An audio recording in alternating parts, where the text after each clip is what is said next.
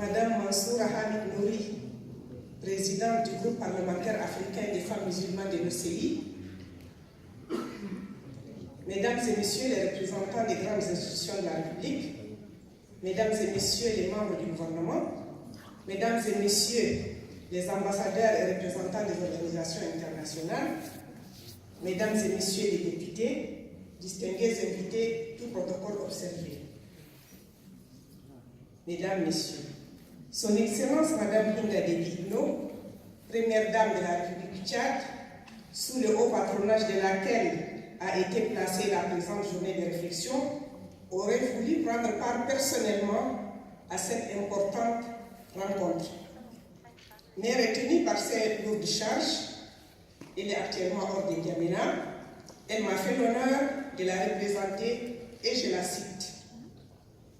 Je suis particulièrement heureuse et comblée de participer à cette rencontre de grande portée consacrée à la question de l'autonomisation économique et sociale de la femme. Aussi voudrais-je exprimer mes sincères remerciements aux organisateurs pour cette marque d'honneur et les dispositions prises pour le succès de cette productive journée de réflexion. Distingués invités, Mesdames et Messieurs, la problématique de l'autonomisation des femmes est d'une brûlante actualité et constitue une préoccupation de premier ordre. Cette préoccupation l'est davantage pour notre pays, qui est confronté à un triple défi économique, environnemental et sécuritaire. Les effets conjugués de ces facteurs ont inévitablement produit une incidence négative sur les femmes qui sont les premières actrices du développement. Car nous savons tous que la crise compromet fortement la mise en œuvre des projets et programmes de développement économique et social. Dans ce contexte, pour le moins éprouvant, toute réflexion, toute initiative et toute action qui explore les voies de l'autonomisation de la femme revêt une signification particulière. Et c'est en ce sens que la présente rencontre est importante à mes égards. Cette journée vous a permis d'explorer des approches jugées pertinentes en vue de donner une nouvelle impulsion à l'autonomisation des femmes qui constituent les premières forces du progrès. Aussi voudrais-je féliciter les participants pour les échanges francs et les analyses perspicaces qui ont permis de donner une dimension pertinente au cadre stratégique du plan d'action pour l'autonomisation économique et sociale de la femme tchadienne qui est au centre de cette rencontre.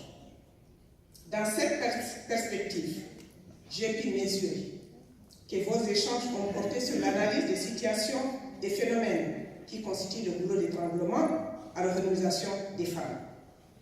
À cet égard, ont été mis en relief les problématiques liées à l'égalité des genres et à l'accès des femmes aux opportunités économiques. Cette préoccupation mérite toujours une attention toute particulière au regard des frustrations et de l'injustice dont sont victimes les femmes dans la vie économique et certains créneaux de production. Dans notre pays, comme dans de nombreux pays du continent, l'accès des femmes aux moyens de production, au foncier, au crédit bancaire n'est guère aisé. Dans le milieu rural, peu de femmes sont propriétaires des terres qu'elles exploitent en dépit de l'envergure de leur investissement dans les activités agricoles et maraîchères. Ces paradoxes ne doivent pas nous laisser indifférents et ils nécessitent des réponses urgentes et appropriées. Distingués invités, Mesdames et Messieurs, en parlant de l'autonomisation des femmes, je ne saurais occulter les actions d'envergure que déploie le gouvernement en faveur de cette couche sociale. Notre pays affiche son leadership dans le domaine de l'autonomisation économique et sociale des femmes, comme l'atteste la politique de l'éducation et de la formation des filles, toutes choses qui participent à l'épanouissement de ces dernières. De même, ce sont ces actions hardies qui sont menées contre les pratiques qui sapent l'épanouissement physique et moral des femmes à l'image des violences faites aux femmes et aux filles. La lutte âpre qui est aujourd'hui menée contre les mariages précoces, complète cet arsenal de mesures fortes qui visent à assurer la protection de la femme et lui donner les moyens de jouer son rôle dans notre République.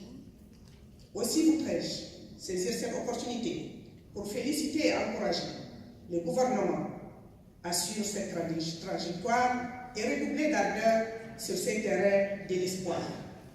Distingués invités, mesdames et messieurs, je voudrais pour clore mon propos réitérer ma gratitude à la conférence des femmes parlementaires et à l'Union interparlementaire des États membres de l'OCI et à la présidente du groupe parlementaire des femmes africaines musulmanes pour la parfaite organisation de cette journée de réflexion.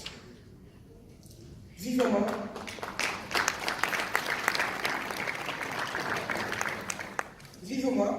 que cette louable initiative inspire d'autres organisations en vue de susciter une grande dynamique de réflexion sur la lancinante question de l'autonomisation économique et sociale de la femme tchadienne.